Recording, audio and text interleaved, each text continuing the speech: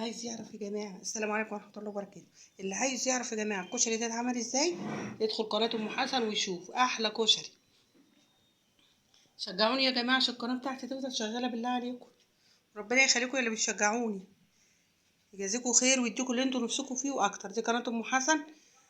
لأول مرة يشوفني ويشوف الكشري ده ادخلوا وشوفوا اتعمل ازاي خطوة بخطوة عاملاه، والحمص الشام عاملاه وكل حاجة. جزاكم الله خيرا على كل اللي يشجعني يا رب، ربنا يبارك لكم.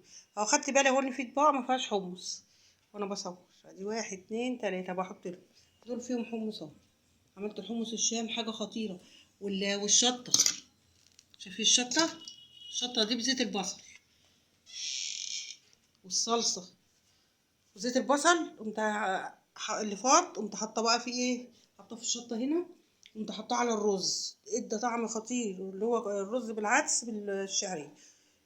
قلبتهم بقت الحاجه مفرفطه وجميله. يلا خشوا بقى كده القناه ونورونا وشرفونا. ربنا يبارك لكم يا رب ويجازيكم خير.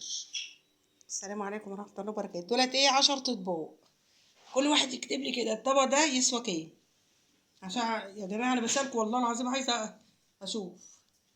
وبعد كده يبقى انا اقول لكم بقى انا بعمله بكام.